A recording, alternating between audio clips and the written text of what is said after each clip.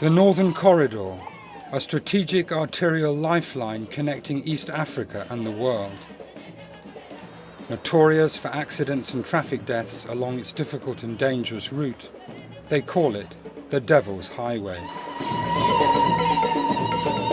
But today, as the ITF and its affiliates lead the fight back against AIDS and the deadly HIV virus, the Northern Corridor has become a highway of hope.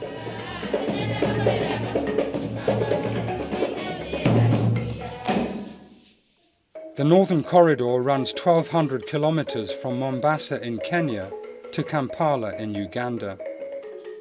From there it feeds into Southern Sudan, Rwanda, Burundi, Congo DRC and Northern Tanzania.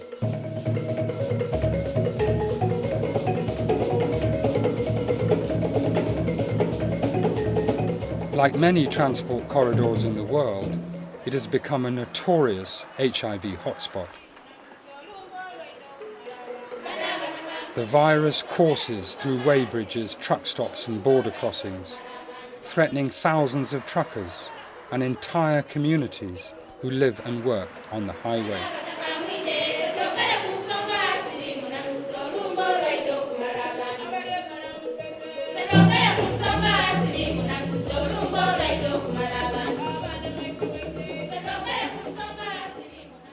Uganda was once the epicenter of the HIV/AIDS pandemic. It was here that the killer disease was first confronted.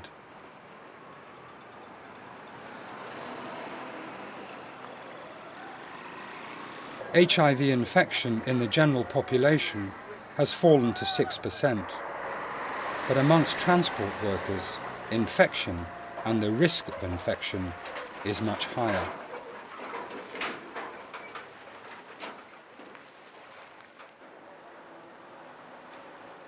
Kampala's inland container ports and the truck stop of Mbuya are typical HIV hotspots.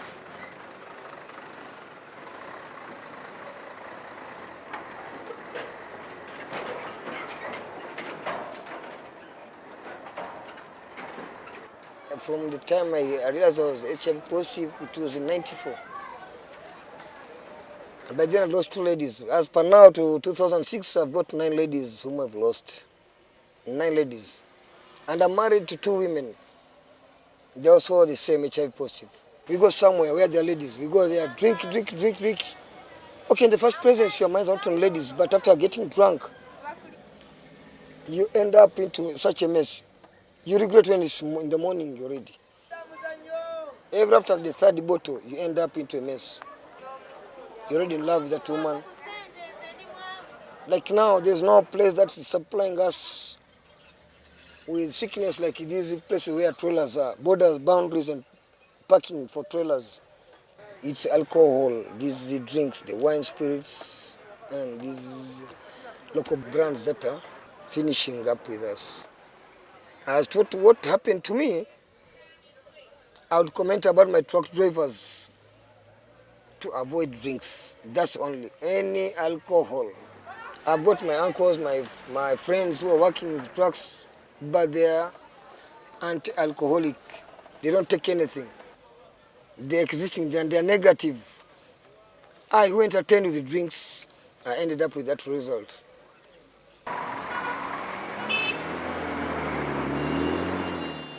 ITF affiliates, like Uganda's Amalgamated Transport and General Workers Union, are driving the fight against HIV/AIDS. Not only here in Uganda, but around the globe.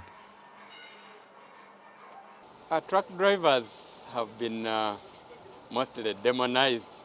In fact, one person in Uganda said, these people pass through our town and the only thing they offload onto the public is HIV/AIDS.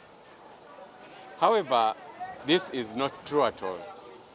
Most of these truck drivers are people who are God-fearing, are people who, like us, believe in their own safety. Kenyan truck driver Christopher Ogutu speaks for most of his fellow African workers when he says, "We are not all equal. We are not all equal. When you are traveling, we meet all this temptation. It's true. So need some patience and we need some guidance so that we stay strong. Sometimes we make it. Sometimes we defeat it. So ours is to try our level best so that we may keep away from this killer disease." Uganda's Amalgamated Transport Union has been campaigning against HIV/AIDS on the Northern Corridor since 1999. Their approach is holistic, enlightened, and community-based. Well, truck drivers have a life to protect. First, they have their lives to protect, but they also have families. They must protect their families. So the message simply is that they have to protect themselves as they pass through these communities. They should not expect only the community to protect them. They should also protect themselves and also have a social responsibility to protect the communities. Around 40 million people in the world are living with the HIV virus. In 9 severely affected sub-Saharan countries, life expectancy at birth has dropped below 40 years.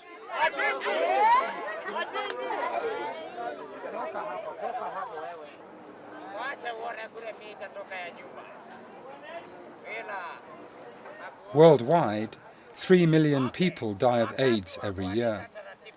90% of them in poor developing countries like Kenya. Trapped between grinding poverty and underdevelopment, the wealth of nations passes them by. Life hangs in precarious balance, but the people endure unbroken.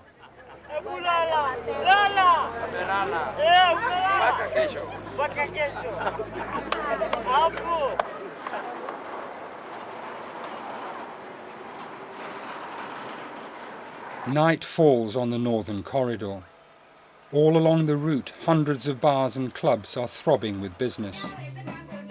An estimated 7,000 female sex workers are here to entertain and entice the 8,000 truck drivers who work the highway.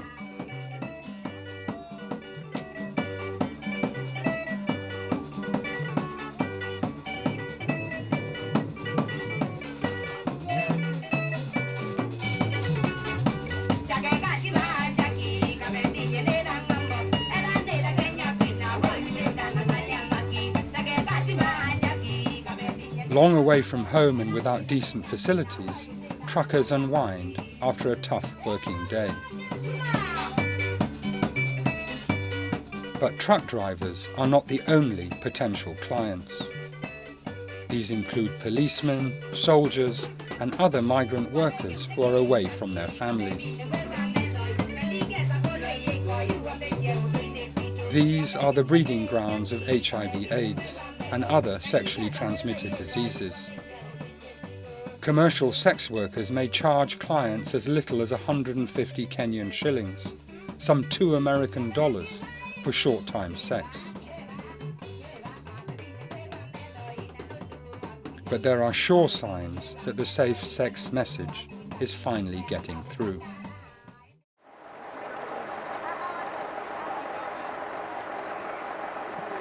Long delays at way bridges and border crossings, like Malaba on the Kenya-Uganda frontier, make truck drivers and their assistants especially vulnerable to HIV infection. In May this year, Malaba became the first one-stop border post in East Africa. Transport industry, in fact, contributes more than 30% of the GDP in Kenya. So you can see the vital part that truck drivers, the railway, and other transporters and the port also play. So We want them to do good business and we want them to do good business when they are healthy. This is a message we are emphasizing because we hope to break this vicious circle. So that we can see now rates, the infection rates dropping among the truck drivers, just as it's dropping in the countryside, in the other places in the country. We must accept that our roads are not one of the best, but even more, the problem is the border point, the crossing, and that's why we are here. We want to have one-stop kind of border crossing so that they don't have to stay here for less than 2 or 3 hours. That is our ultimate aim. And if this happens, then obviously they don't have to spend so much time on the road. And if they don't have to spend so much time on the road and from their families, we also expect that the rate of infection will go down. At Malaba, the Amalgamated Transport Workers Union has established a peer counselling group among commercial sex workers and the vulnerable low-income community. It is one of 4 community associations supported by the union on national highways and underscores a commitment to gender equality and empowering women.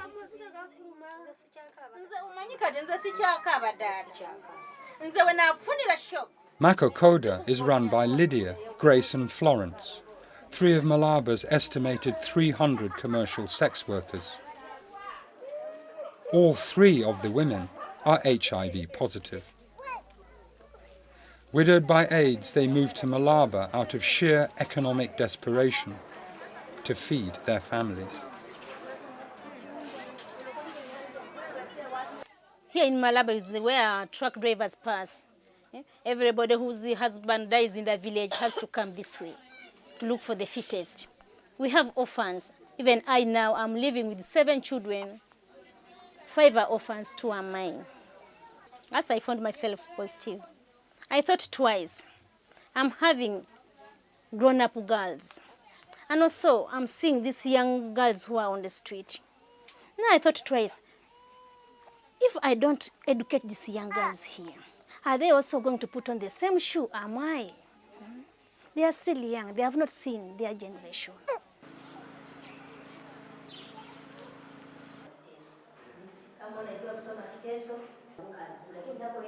When Lydia found out she was HIV positive, wow, I was so shocked.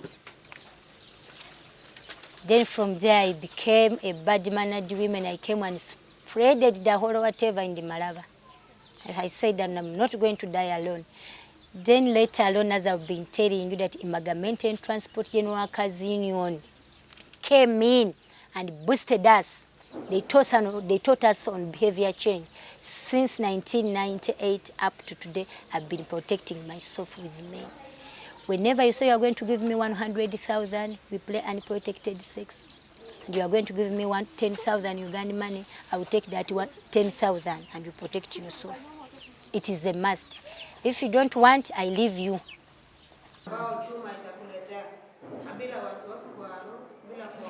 May I tell them this Uganda of today is very delicate. As human beings, we have those feelings, we have the nature, but we have to be careful with our lives. Because some of us, we have children to cater for, and even some who are still young, they need also to see their future. So when you are playing sex, you have to be very careful.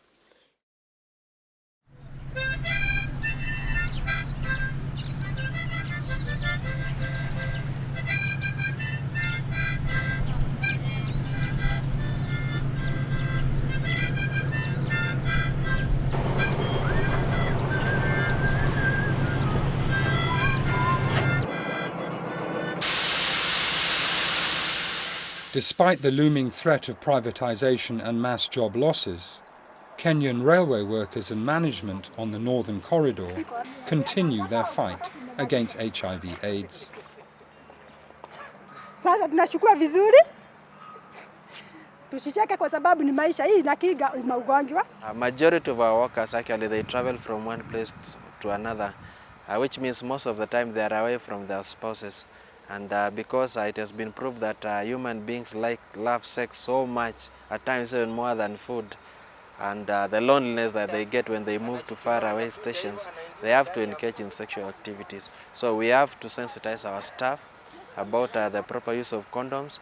We have to create confidence in the use of condoms so that they can use them to protect themselves from these diseases. In the past, we have really lost a lot of our employees, and we know, and service industry like railways, you really have to train somebody. It is a very expensive undertaking, and it will be a very big loss when we lose our employees as a result of HIV and AIDS.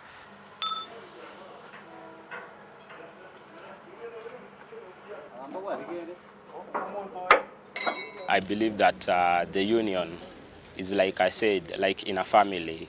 You see, the father is the closest member of that family.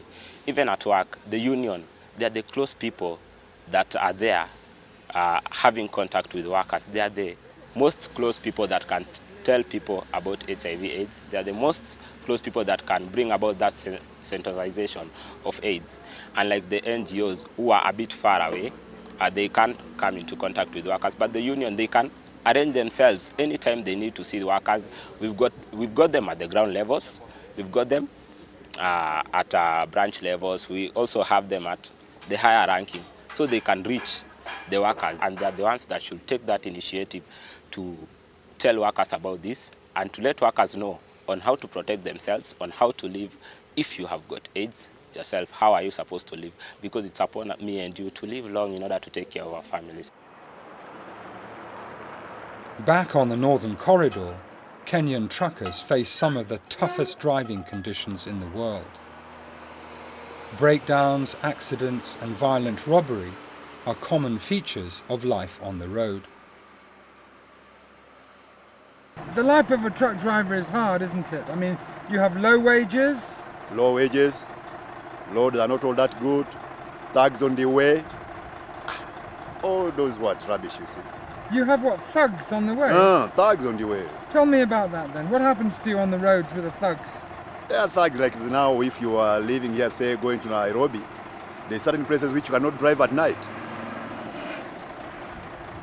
You can't drive at night.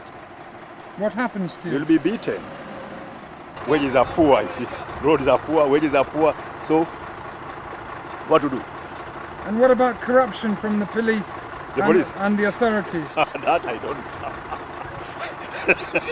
That I don't know. So you're telling me there's no corruption in Kenya? Maybe it's there, but I don't know. For me, I'm not corrupt. I don't know what I don't know about, corruption, you see.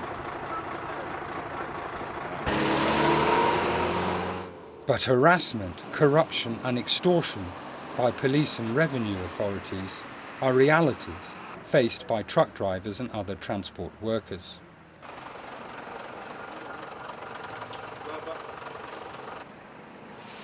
Often it is the driver and not the truck owner who is blamed for the poor condition of a vehicle, the expiry of licenses and overloading.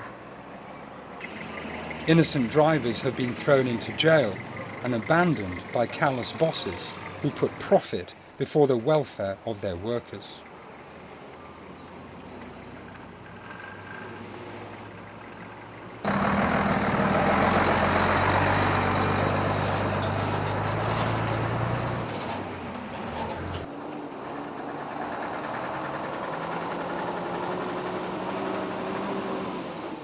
On long, desolate stretches of the Northern Corridor, especially where speeds slow to a crawl because of the road's terrible condition, truckers are targets for armed gangs who rob, beat and even kill.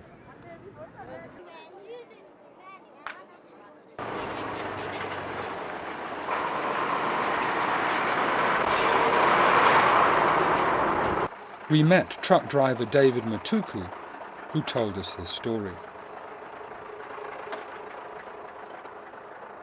I was just driving from Nairobi to Mombasa, then near Mututwandei there. It was around 7 o'clock p.m.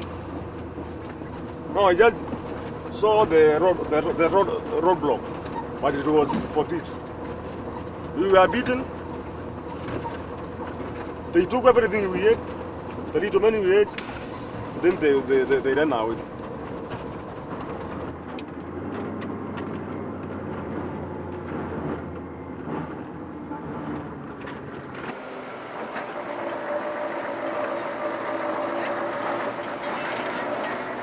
Terrible is the word most often used by Kenyan truckers to describe the condition of their roads. Only 18% of the highway system is classified as in good condition.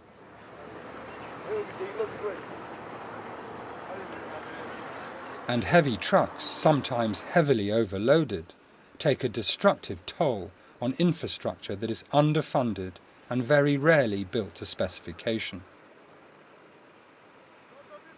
Experts say it would cost around $1 billion to bring the roads up to standard, 10 times the sum currently allocated. Last year, traffic accidents leapt by almost 16%, and 2,500 people were killed on the nation's highways.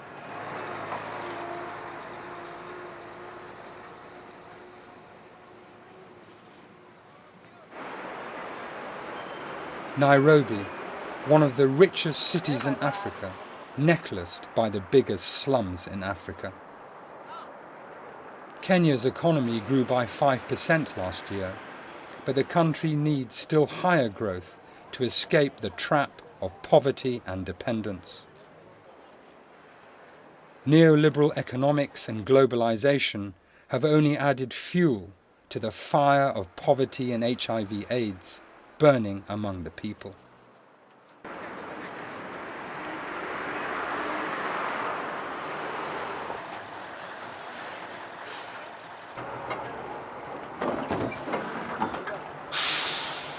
Kenyan truckers say they have the worst paying conditions in Africa. They earn around 10,000 shillings a month, about $150, and are given a small stipend for average journeys that often stretch to extra days on the road because of delays and breakdowns. Kenya has 70,000 licensed truckers, and the transport sector generates around 12% of the country's wealth. But for a decade, the government has denied the truckers legal trade union recognition. Would it be fair to say that the formation of a legal, recognised trade union would help you step up the fight against HIV/AIDS? Definitely, yes. This is going to change many things, and the government will recognize us as a union, and we will have to work together with other transport unions across Africa in the Northern Corridor. And I think if we join hands together with other unions, and we have a strong union and we have the power of the union, and this will push the government to understand and to know that truckers have rights. The HIV and AIDS is a problem that is globally affecting people. This is not a problem of truckers alone. It's a problem of the people living along the highway corridor and the community at all. The transport owners have also a major part to play, because the transport owners, some of them are so selfish, they just think of how to make quick money. So they don't give the truckers time to go to see their wives and their families. So you come all the way from Kampala, you come to Mombasa, you load again, you go to Kampala, and Kampala you load again, come back to Mombasa. So the transport owners also play a major role in making AIDS vulnerable to these truckers.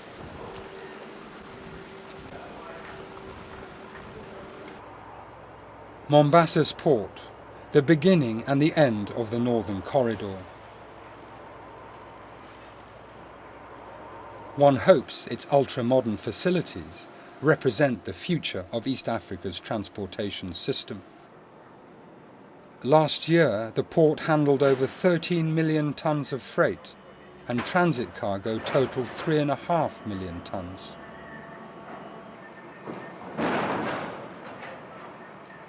Landlocked countries like Uganda and Rwanda, how can they get the cargo into the country?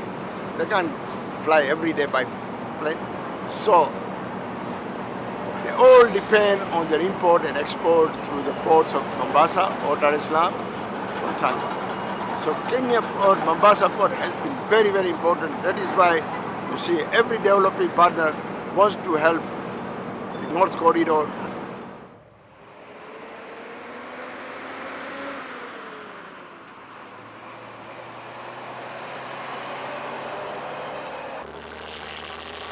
Barely a mile away, within sight of the port and alongside the northern corridor, sits the slum of Bahati in Mombasa's Changamwe district.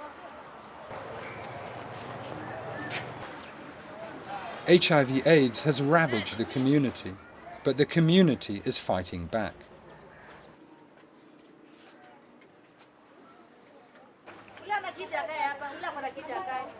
These are the children of AIDS, some of them orphans of truck drivers.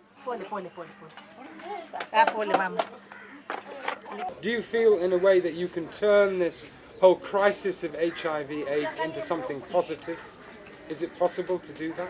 It is. Actually, the HIV/AIDS scourge has turned people to be very responsible people. And the fact that very many people are reacting to the situations on the ground is also changing the way people are receiving development in itself. That the development agenda is now easier to drive to the communities, to the people as individuals. People are more receptive, people know their responsibilities, people have learned even to be able to advocate. So we think that the crisis, although it's negative to the people, but we also think that it has brought an understanding, it brought an opening for people to take responsibility over their own livelihoods. We also want to create a society with a change, that these children are future of this village, and therefore if they are not taken care of, they are left out, then it means that we are going to continue being poor for the rest of their lives.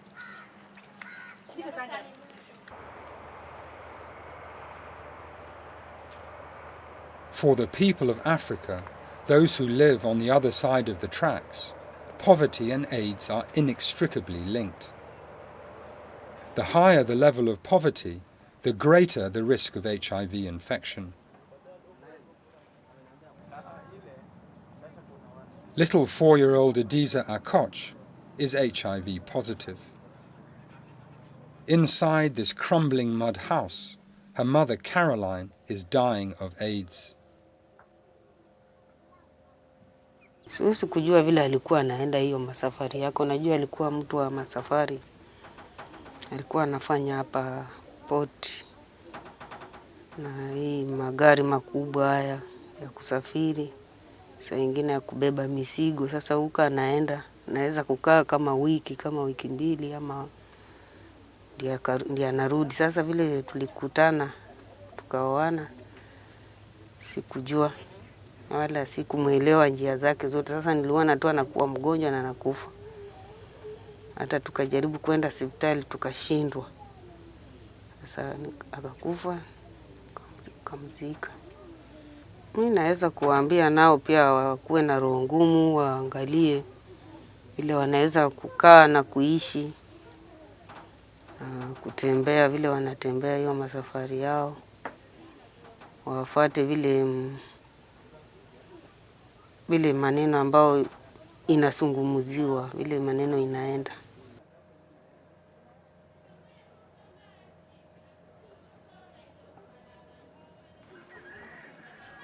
HIV/AIDS is not just confined to Africa. It confronts transport workers around the world. Amid the desperation, life goes on. The mighty northern corridor flows as a river to the ocean. In the fight against HIV/AIDS, perhaps we can all learn something from the highway of hope.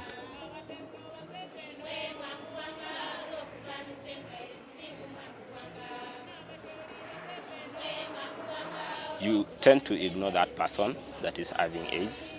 You want to repel, go against him. But then we, as workers here, we are supposed to take each and every person as a family. I personally can help him.